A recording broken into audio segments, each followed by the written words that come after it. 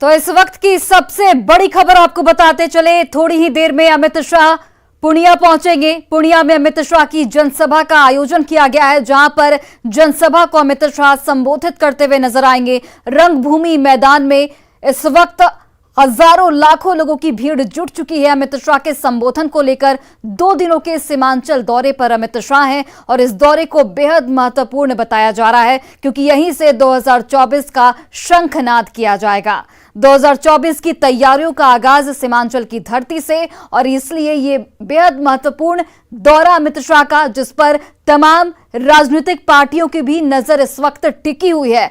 भले ही विपक्ष की ओर से बार बार ये आरोप लगाए जा रहे हैं कि जानबूझकर सीमांचल को चुना गया है ताकि ध्रुवीकरण की राजनीति की जाए, लेकिन बीजेपी के तमाम बड़े नेताओं की ओर से यह कहा गया है कि अमित शाह की ओर से जानबूझकर नहीं बल्कि एक रणनीति के तहत सीमांचल को चुना गया है, क्योंकि इसके पहले गया, पटना में भी अमित शाह के दौरे हो चुके हैं और उसके बाद आज सीमांचल की धरती पर 2 दिनों के लिए अमित शाह रुकेंगे, जहां इस दौरे को लेकर बीजेपी कार्यकर्ताओं का जोश इस वक्त हाई है। बीजेपी कार्यकर्ता इस वक्त बेहद उत्साहित, उनका मनोबल बिल्कुल बढ़ा हुआ है। खासकर महिला कार्यकर्ताओं की हम आपको तस्वीर दिखा रहे हैं। महिला कार्यकर्ताओं से जब हमने बात की तो उन्होंने साफ तौर पर कहा कि 2024 का आगाज सीमांचल की धरती से हो रहा है, ये उनके लिए बहुत बड़ी बात है। और अमित शाह के दौरे को लेकर महिला कार्यकर्ताओं में इस वक्त जबरदस्त उत्साह देखने को मिल रहा है। तो बीजेपी कार्यकर्ता इस वक्त बिल्कुल उत्साहित है, मनोबल उनका बिल्कुल हाई है, जोश हाई है। और सीमांचल के दौरे पर अमित शाह 2 दिनों का ये दौरा, जिसमें जनसभा को अभी थोड़ी ही देर में रंगभूमि मैदान में अमित शाह की ओर से जनसभा को संबोधित किया जाएगा।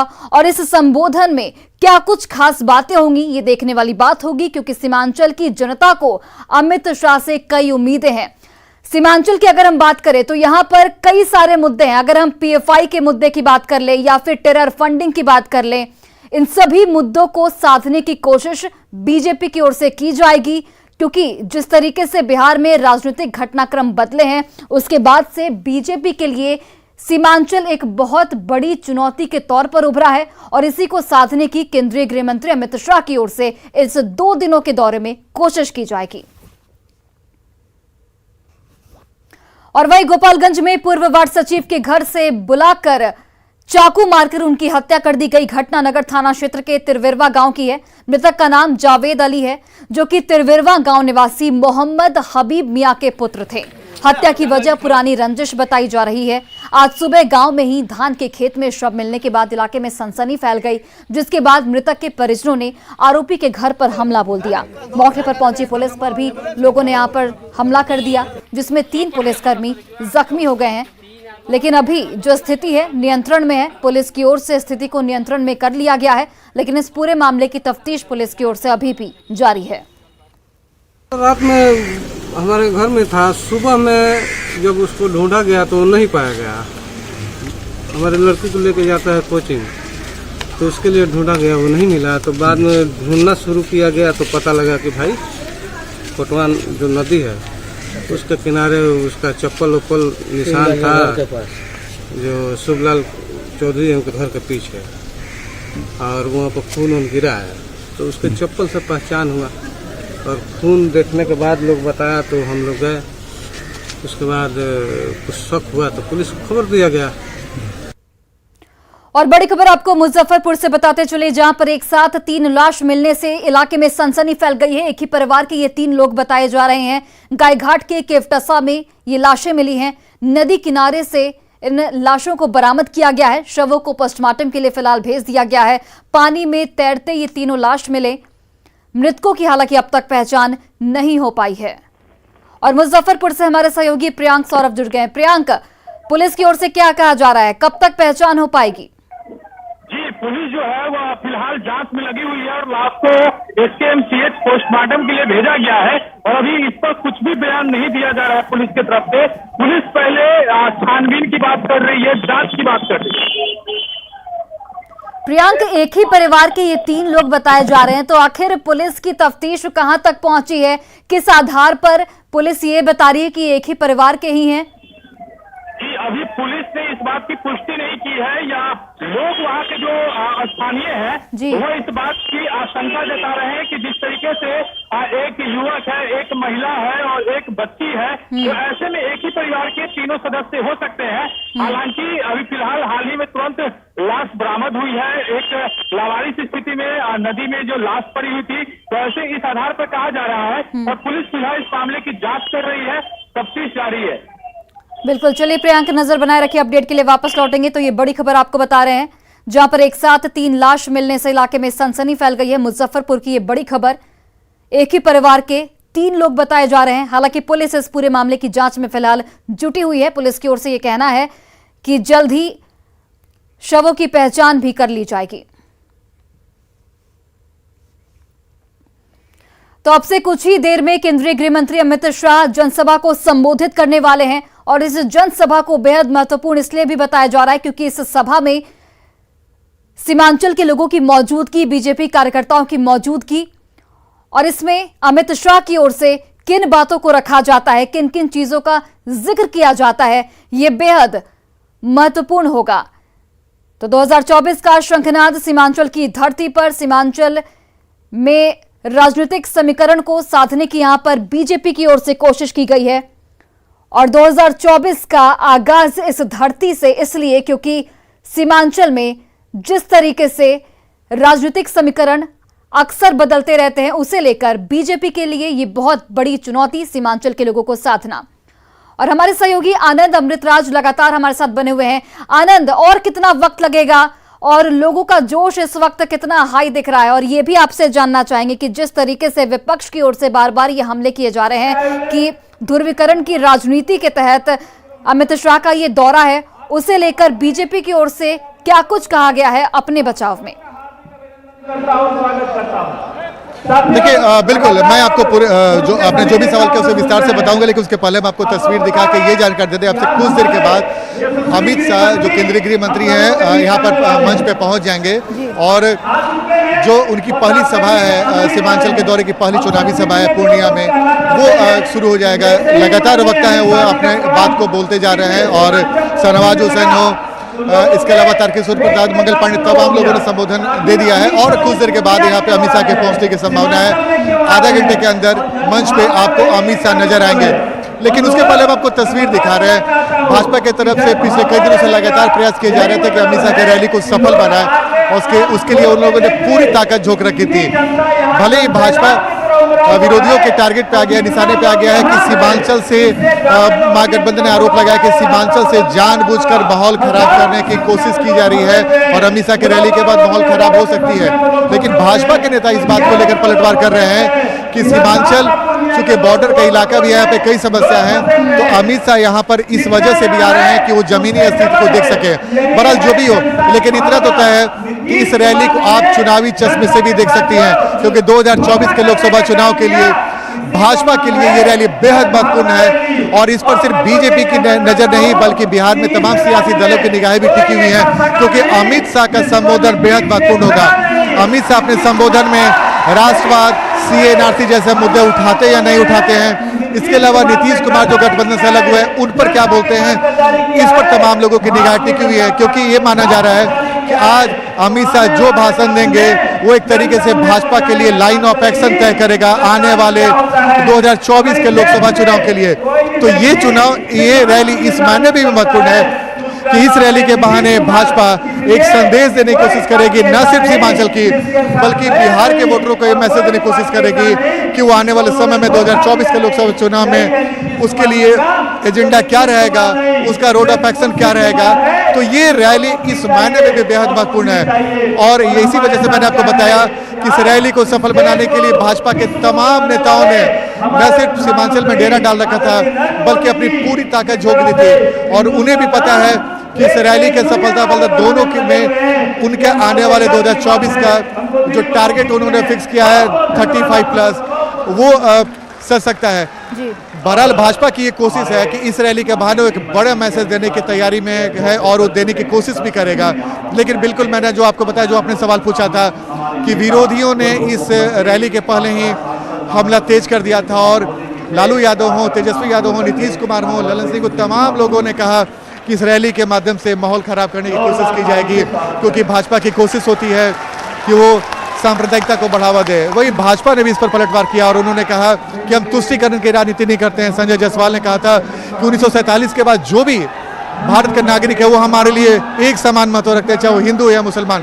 भाजपा को भी पता है कि इस इलाके में, सीमांचल के इलाके में जो 4 लोकसभा सीट आता है उस पर फिलहाल अररिया पे तो भाजपा का कब्जा है, लेकिन सीमांचल के इलाका भाजपा के लिए कमजोर कड़ी माना जाता है। तो भाजपा की कोशिश है कि अमित शाह की रैली के बहाने महागठबंधन का जो मजबूत गढ़ है उसमें से लगाई जाए। और महागठबंधन भी इसके बाद ऐलान कर चुका है कि अमित शाह की रैली के बाद वो भी पूर्णिया, कटिहार और किशनगंज में एक बड़ी रैली करेगा और उस रैली का जवाब रैली से देगा। यानी कि आने वाले समय में अगर सीमांचल राजनीति का एक बहुत बड़ा केंद्र बन जाए तो इसमें कोई आश्चर्य की बात नहीं, क्योंकि भाजपा की रैली के बाद महागठबंधन में रैली करने वाला है। तो ये तस्वीर जो हम आपको दिखा रहे हैं, इस वक्त तस्वीर फिर से देखिए कि लोगों में काफी उत्साह है। जो भी यहाँ पे भाजपा समर्थक पहुंचे हैं वो अमित शाह को सुनना चाहते हैं, केंद्रीय गृह मंत्री को सुनना चाहते हैं कि अमित शाह अपने संबोधन में क्या कुछ कहेंगे और कैसे अपने उस कार्यकर्ताओं का उत्साह बढ़ाएंगे।